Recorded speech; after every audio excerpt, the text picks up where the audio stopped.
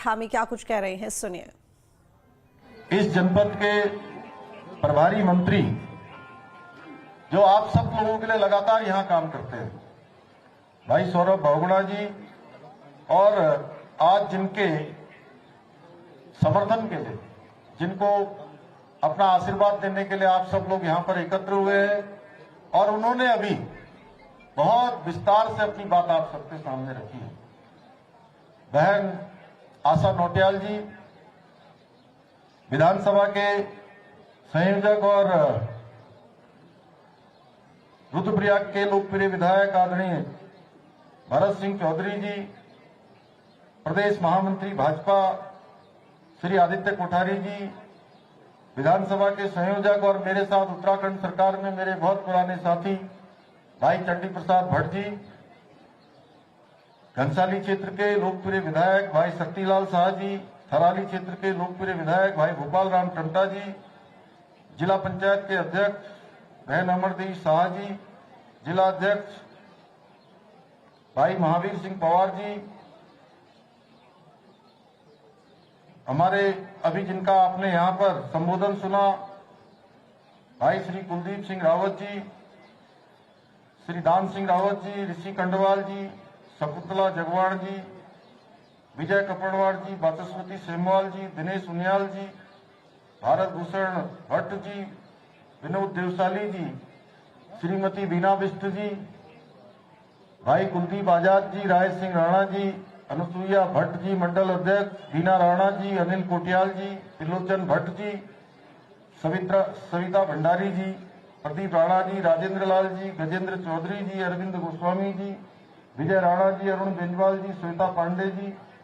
सुमन तिवारी जी, रघुवीर बिष्ट जी, अनूप सेमवाल जी, भास्कर संबल जी हमारे, और देवेश नौटियाल जी समेत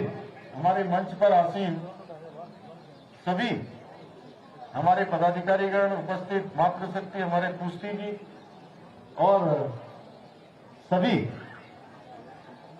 आए हुए दूर दूर से, संचालन करने वाले गंभीर सिंह बिष्ट जी और मेरे सभी बड़े बुजुर्ग, सभी माताएं बहनें, सभी मेरे नौजवान साथियों, उपस्थित पत्रकार मित्रों एवं छायाकार बंधुओं, मैं सबसे पहले तो आप सबका, और जैसा कि मुझे बताया गया है यहाँ पर, बहुत प्रातःकाल से ही आप सब लोग यहाँ पर आए हुए, प्रातःकाल 10 बजे से आप सब लोग यहाँ एकत्र हो गए थे। आप सब लोग इतनी बड़ी संख्या में यहाँ पर पधारे हैं, बहन आशा जी को समर्थन देने के लिए, भारतीय जनता पार्टी को अपना समर्थन देने के लिए, केदारनाथ विधानसभा क्षेत्र उकीमार्ट से आए हुए सभी माताओं बहनों को, मेरे नौजवानों को, बड़े बुजुर्गों का मैं अपनी ओर से सबका स्वागत करता हूं, आप सबका अभिनंदन करता हूं, आप सबको प्रणाम करता हूं, और ओंकारेश्वर धाम और पंच केदार की इस पवित्र भूमि को प्रणाम करते हुए दोनों हाथ जोड़कर बाबा केदार से प्रार्थना करता हूं कि वो हम सभी पर अपनी कृपा दृष्टि बनाकर रखे। आज के इस अवसर पर मैं केदारनाथ विधानसभा की दिवंगत हमारी शैला दीदी, पूर्व विधायक, जिन्होंने केदार घाटी के विकास के लिए अनेक कार्यों को आगे बढ़ाया, जैसा हमारे पूर्व वक्ताओं ने कहा और आशा जी ने स्वयं भी कहा कि उन सभी कार्यों का स्मरण करते हुए उनको मैं अपनी भावभीनी श्रद्धांजलि व्यक्त करता हूं, उनको नमन करता हूं। वे केदार घाटी के विकास के लिए, यहाँ की उन्नति के लिए सदैव प्रतिबद्ध रही और यहाँ के लोगों के लिए हमेशा संघर्ष करती रही। हम शैला दीदी के उस सपने और उन कार्यों को भी आगे बढ़ाते रहेंगे, वो आगे बढ़ते रहेंगे। बाबा केदार की कृपा से, आप सबके समर्थन से वो काम आगे बढ़ेंगे। भाइयों बहनों, आज हम सभी लोग यहाँ पर बहन आशा नौटियाल जी के लिए आप सबका समर्थन, आप सबका आशीर्वाद मांगने के लिए आए हैं। आप सबका आशीर्वाद और आप सबका समर्थन, आप सबका मत निश्चित रूप से इस क्षेत्र को आगे बढ़ाने के लिए, इस क्षेत्र की जो विकास की गति है, उस विकास की गति को और तेज करने के लिए नितांत आवश्यक है। श्रीमती आशा जी को आप सब जानते हैं, और मैंने भी लंबे समय से, पिछले 25 सालों से मैं बहन आशा के साथ काम करता रहा हूं। और जब से मैं मुख्य सेवक के रूप में, मुख्यमंत्री के रूप में जब से काम कर रहा हूं, मैंने हमेशा देखा कभी भी वो अपने किसी व्यक्तिगत काम के लिए मेरे पास नहीं आई। जब भी आई तो पूरे केदार घाटी के लोगों के लिए, अगस्त मुनि के लोगों के लिए, हमारे उखी मठ के लोगों के लिए, हमारे चौमासी के लोगों के लिए, आसपास के क्षेत्रों के लिए हमेशा मेरे पास आती थी और कहती थी, कभी कभी भाई साहब, ये किसी बच्चे की फीस जमा करनी है, वो बहुत गरीब परिवार का है, उसकी सहायता करनी है, कोई भाई कोई बहन कोई अस्पताल में भर्ती है तो उसको जो है आर्थिक सहायता देनी है, उसका इलाज ठीक से करवाना है। इतनी सरलता से काम करने वाली, राजनीति के क्षेत्र में मैं लंबे समय से काम कर रहा हूं, मैंने बहुत कम लोगों को देखा है जैसा बहन आशा जिस प्रकार से काम करती है। हम सभी जानते हैं हमारे आदरणीय प्रधानमंत्री मोदी जी का इस पावन भूमि से, बाबा केदार से किस प्रकार का रिश्ता है। 2021 में मुझे याद है 5 नवंबर 2021 को बाबा केदार की इसी पुण्य भूमि से उन्होंने कहा था कि 21वीं सदी का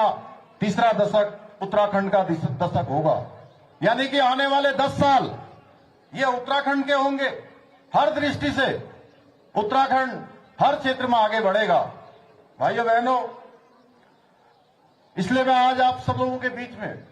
आप सबसे निवेदन करने के लिए आया हूं कि केदारनाथ क्षेत्र में विकास कार्यों को निरंतरता से आगे बढ़ाने के लिए, उसको मजबूती प्रदान करने के लिए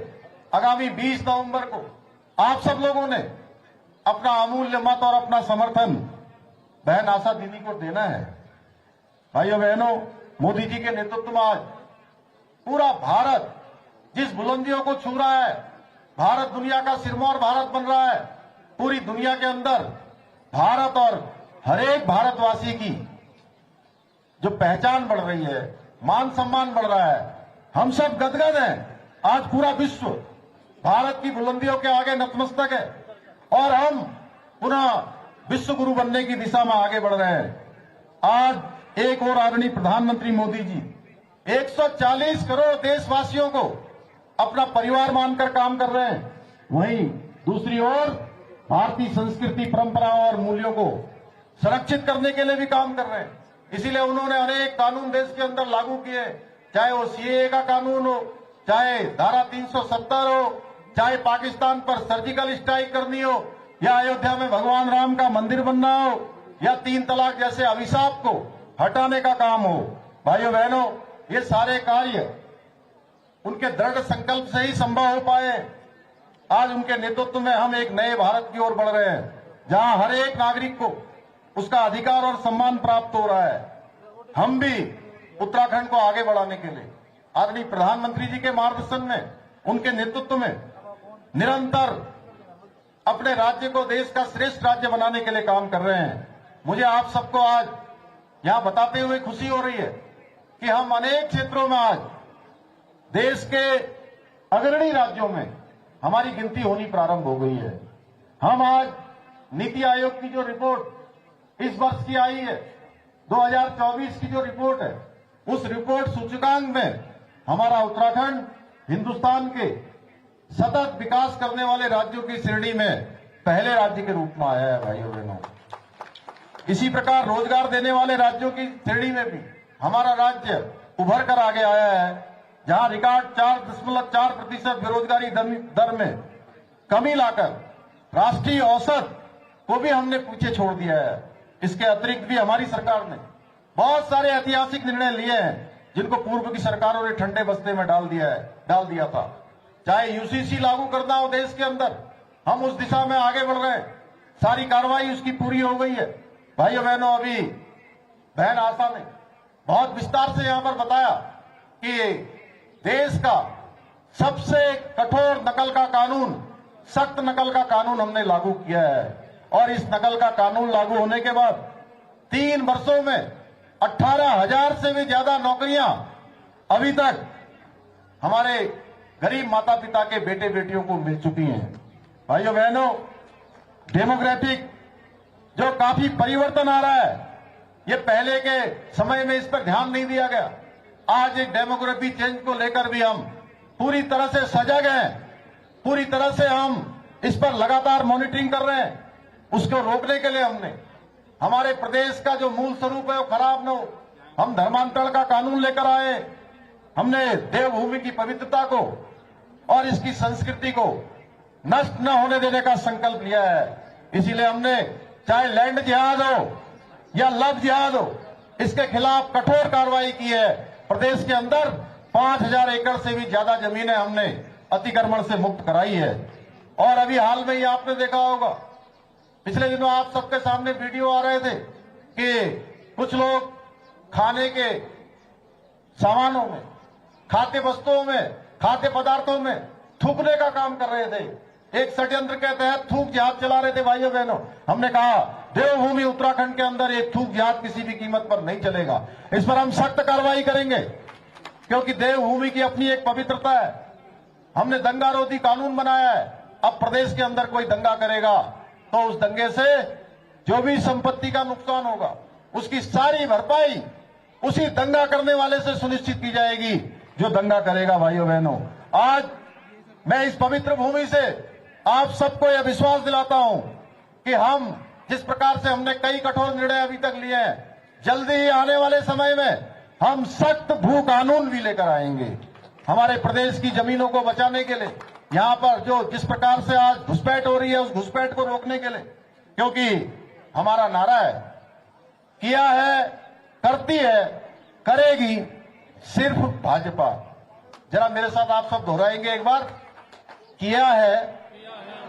करेगी सिर्फ भाजपा। भाइयों बहनों, हमारी सरकार ने केदारनाथ विधानसभा के लिए